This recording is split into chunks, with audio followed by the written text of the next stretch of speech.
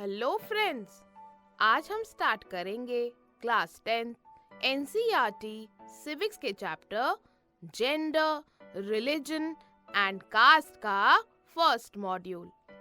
Friends, हमने इस chapter को कई मॉड्यूल्स में डिवाइड किया है। हर एक मॉड्यूल की कमेंट्री को ध्यान से सुनिए और समझिए, और उसके बाद हर मॉड्यूल के असेसमेंट को लिखकर सॉल्व कीजिए। हम आपको अश्योर करते हैं कि इस मेथड से आपका चैप्टर कम से कम टाइम में और बहुत ही अच्छे से तैयार हो जाएगा। तो चलिए शुरू करते हैं। फ्रेंड्स, इस मॉड्यूल में हम पढ़ेंगे जेंडर एंड पॉलिटिक्स के बारे में। और फ्रेंड्स, इस टॉपिक में हम फोकस करेंगे पब्लिक और प्राइवेट डिवीजन पर। तो चलिए let's start today's module.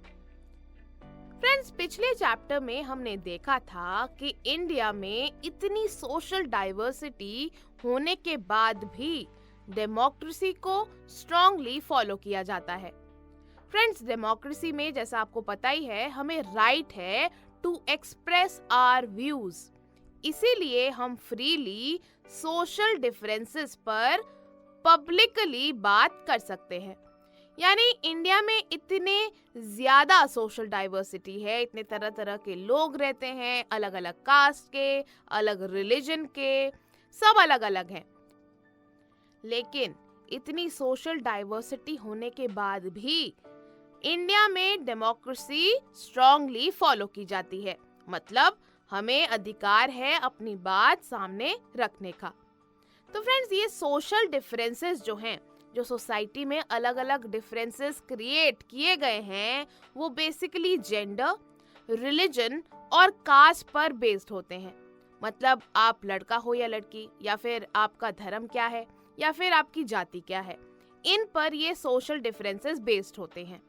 Friends, basically इस चैप्टर में हम इन्हीं सोशल डिफरेंसेस के बारे में पढ़ेंगे जो इनइक्वालिटी और सोशल डिवीजन को एनकरेज करते हैं।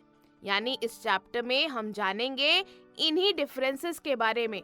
मतलब जेंडर, रिलीजन और कास्ट के बेसिस पे जो डिफरेंसेस सोसाइटी में क्रिएट होती है, इनइक्वालिटी क्रिएट होती है, सोशल डिवीजन होते हैं, तो इन्हीं सब पर हम इस चैप्टर को डिस्कस करेंगे। तो चलिए पहले बात करते हैं जेंडर एंड पॉलिटिक्स के बारे में। और सबसे पहले डिवीजन को देखते हैं on the basis of gender. मतलब सोसाइटी में ये जो डिफरेंसेस क्रिएट होते हैं अलग अलग बेसिस पर, सबसे पहले जेंडर की बात करते हैं। तो फ्रेंड्स, जेंडर डिवीजन सदियों से चलता आ रहा है, पर इसको हमारे पॉलिटिकल सिस्टम में बहुत कम एक्सेप्ट किया गया है। फ्रेंड्स, बेसिकली हमारे ट्रेडिशनल सोच की वजह से हम मानते हैं कि जेंडर डिवीजन नेचुरल है और अनचेंजेबल है। मतलब बिल्कुल आम सी बात है। और ये जो जेंडर डिवीजन है, लड़का लड़की में डिफरेंस है, मेन विमेन में डिफरेंस है, ये चेंज नहीं किया जा सकता। ये हमारी सोच का नतीजा है। लेकिन ये सब बायोलॉजी पर बेस्ड नहीं है, बल्कि सिर्फ हमारी रिजिड सोच का रिजल्ट है। क्योंकि ये हमारी सोच है जो ऐसी बन गई है बाय द टाइम कि जेंडर डिवीजन जो है, लड़का लड़की में जो डिफरेंस है, वो नेचुरल है, आम सी बात है। लेकिन इसका कोई लेना देना बायोलॉजी से नहीं है। फ्रेंड्स, ये डिवीजन हमारी सोशल एक्सपेक्टेशंस पर और स्टीरियोटाइप्स पर बेस्ड है। स्टीरियोटाइप्स आपको पता है, यानी पीपल को जब हम फिक्स्ड इमेज में बांध देते हैं, डाल देते हैं, उसको स्टेरियोटाइप कहते हैं। और सोशल एक्सपेक्टेशंस तो आपको पता ही है कि लड़के को ये करना चाहिए, लड़की को घर का काम करना चाहिए, लड़कों को बाहर का काम करना चाहिए। तो ये सब सोशल एक्सपेक्टेशंस है। और स्टीरियोटाइप्स में जब हम लोगों को एक फिक्स्ड इमेज में बांध देते हैं, उसको स्टीरियोटाइप कहते हैं। तो ये जो डिवीजन है, जेंडर बेस्ड डिवीजन जो है सोसाइटी में, ये हमारी ही सोशल एक्सपेक्टेशंस पर और स्टीरियोटाइप्स पर बेस्ड है। फ्रेंड्स, बेसिकली जब हम बात कर रहे हैं कि ये सारी चीजें बायोलॉजी से रिलेटेड नहीं है, बल्कि हमारी थिंकिंग पे बेस्ड है, तो यहाँ पर एक चीज जानना बहुत जरूरी है। फ्रेंड्स, सेक्स और जेंडर में डिफरेंस होता है। सेक्स होता है biological difference between male and female, क्योंकि जब एक बेबी बॉय का बर्थ होता है या बेबी गर्ल का बर्थ होता है तो उनमें जो डिफरेंसेस होते हैं वो बायोलॉजिकल होते हैं, उसको हम सेक्स बोल सकते हैं।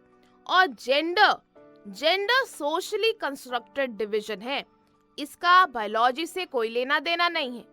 मतलब जेंडर बाय बर्थ नहीं आता, ये क्रिएट होता है। फॉर एग्जाम्पल पिंक कलर लड़कियों से एसोसिएट कर दिया जाता है, फुटबॉल सिर्फ लड़के खेलेंगे, ब्लू कलर लड़के पहनेंगे। तो ये सारी जो चीजें हैं ये सोशली कंस्ट्रक्टेड है, ये सोसाइटी की बनाई हुई है, ये कुछ नेचुरल नहीं है। तो जो जेंडर है उसको हम कह सकते हैं सोशली कंस्ट्रक्टेड डिवीजन है, और जो सेक्स है वो बायोलॉजिकल डिफरेंस है। तो फ्रेंड्स ये तो बात हुई जेंडर की। आइए इसको समझते हैं पब्लिक और प्राइवेट डिवीजन की तरह से। फ्रेंड्स बेसिकली मोस्टली मेल्स और फीमेल्स की एक्टिविटी को हमने क्लासिफाई कर दिया है, पब्लिक और प्राइवेट डिवीजन बना दिए हैं। पब्लिक रोल सोसाइटी के जो होते हैं जैसे बाहर जाना, कमाना, ये मेल के हिस्से में हमने डाल दिए हैं, सोसाइटी ने डाल दिए हैं। और घर के काम यानी private sphere, private division females को दे दिया है, फीमेल्स को डेजिग्नेट कर दिया है। तो यही है पब्लिक और प्राइवेट डिवीजन। आइए इसको समझते हैं। फ्रेंड्स जैसे हर घर में लड़के लड़कियों को शुरू से ही यही बताया जाता है मोस्टली कि घर की देखरेख और बच्चों का जो पालन पोषण होगा वो औरतों की मेन रिस्पॉन्सिबिलिटी है। ऐसे ही जैसे जॉब्स की अगर बात करें, तो जब हम नर्स बोलते हैं तो आपके दिमाग में कैसी फिगर आती है? I am sure most of you must be thinking कि एक लेडी ही नर्स होगी। पर क्या आपको पता है अगर एक मेल भी नर्स की जॉब करेगा तो उसको नर्स ही बोलेंगे। तो ये हमारी सोच है जो हमें ये एक इमेज दिखाती है कि अगर नर्स बोला है तो फीमेल ही होगी। ऐसे ही अगर फार्मर बोलते हैं तो लोगों के मन में जो इमेज आती है वो मेन की आती है। बल्कि आपको पता होना चाहिए कि ज्यादातर जो फील्ड्स हैं, फार्मिंग फील्ड्स हैं, वहाँ पर लेडीज भी बढ़ चढ़ के काम करती हैं। तो ये जो लोगों को अलग अलग फिक्स पिक्चर में डालना होता है, इसी को स्टेरियोटाइप कहते हैं। और फ्रेंड्स ये जो पब्लिक प्राइवेट डिवीजन सोसाइटी ने बना दिए हैं वो इसी स्टेरियोटाइप और सोशल एक्सपेक्टेशन का नतीजा है। फ्रेंड्स ज्यादातर फैमिलीज में मेल्स और फीमेल्स के बीच डिवाइड किए गए अलग अलग task sexual division of labour को दिखाते हैं। सेक्सुअल डिवीजन ऑफ लेबर यानी एक ऐसा सिस्टम जिसमें घर के सारे काम वेमेन ही करती हैं, औरतें ही करती हैं, या डोमेस्टिक हेल्पर्स की हेल्प से ऑर्गेनाइज कराती हैं। फॉर एग्जाम्पल विमेन घर के अंदर सारे काम करती हैं, जैसे खाना बनाना, सफाई रखना, कपड़े धोना, सिलाई करना और बच्चों की देखरेख करना। वहीं मेल्स की बात करें, पुरुष की बात करें तो वो घर के बाहर के मोस्टली सभी काम करते हैं। फ्रेंड्स ऐसा नहीं है कि मेल्स घर के काम नहीं कर सकते, बट वो सोचते हैं कि ये औरतों का काम है और उन्हीं के लिए बने हैं। लेकिन हमें ये याद रखना चाहिए कि कहीं पे ये लिखा नहीं है और ये अनचेंजेबल भी नहीं है कि औरतें सिर्फ घर का काम करेंगी और मेल सिर्फ बाहर का। ये चीजें ऑल्दो हर फैमिली में सेम नहीं है, हम सिर्फ कॉमन जो चीज चली आ रही है वो बता रहे हैं। सो फ्रेंड्स ये जो ज्यादातर फैमिलीज में मेल्स और फीमेल्स के बीच डिवाइड किए गए अलग अलग टास्क होते हैं वो सेक्सुअल डिवीजन ऑफ लेबर को दिखाते हैं। फ्रेंड्स पर अगर इन्हीं कामों के लिए यानी घर के काम जो होते हैं, खाना बनाना और सफाई करना, इन्हीं कामों के लिए मेन को पे किया जाए, पैसे दिए जाए, तो वो इन कामों को आराम से कर लेते हैं। फॉर एग्जाम्पल होटल्स में ज्यादातर शेफ्स जो होते हैं, कुक्स जो होते हैं, वो कौन होते हैं? आपने मेल्स को ही देखा होगा। ऐसे ही टेलर्स भी ज्यादातर मेन ही दिखते हैं। तो यहाँ पे हम क्या देख सकते हैं कि जब मेन को पे मिल रही है, पैसे मिल रहे हैं, तब वो बाहर ये काम फॉर पेमेंट बहुत अच्छे से कर रहे हैं। लेकिन घर पे क्यों नहीं कर रहे? क्योंकि सोच ऐसी बन गई है कि औरतें ही घर का काम करेंगी। फ्रेंड्स इसी तरह से ऐसा नहीं है कि विमेन अपने घर के बाहर का काम नहीं करती हैं। विलेजेस में विमेन दूर दूर से पानी लाती हैं, फ्यूल कलेक्ट करती हैं और फील्ड्स में काम करती हैं। ऐसे ही अर्बन एरियाज में पुअर विमेन जो होती हैं, गरीब औरतें जो होती हैं, घरों में डोमेस्टिक हेल्पर्स का काम करती हैं, जबकि मिडिल क्लास की पढ़ी लिखी विमेन ऑफिसेस में भी काम करती हैं। फ्रेंड्स, इनफैक्ट ज्यादातर विमेन घर के कामों के साथ साथ जॉब्स भी करती हैं, लेकिन उनके काम को बहुत ज्यादा इम्पोर्टेंस और वैल्यू नहीं दी जाती। मतलब ये आम सी बात लगती है कि अगर विमेन जो है घर का भी काम कर रही है और बाहर का भी कर रही है तो it is okay, it's a natural thing. तो इस काम को ज्यादा इम्पोर्टेंस और वैल्यू नहीं दी जाती। फ्रेंड्स, इस डिवीजन ऑफ लेबर की वजह से पब्लिक लाइफ में और स्पेशली पॉलिटिक्स में विमेन का रोल बहुत कम है मोस्ट सोसाइटीज में, जबकि विमेन ह्यूमैनिटी का आधा हिस्सा है।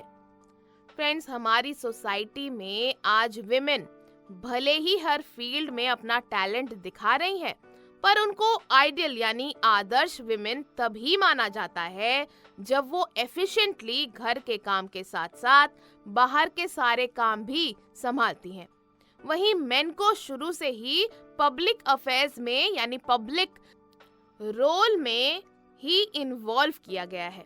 जैसे पहले मेन को ही अलाउड था, अनुमति थी कि वो वोट कर सकते थे और इलेक्शंस लड़ सकते थे।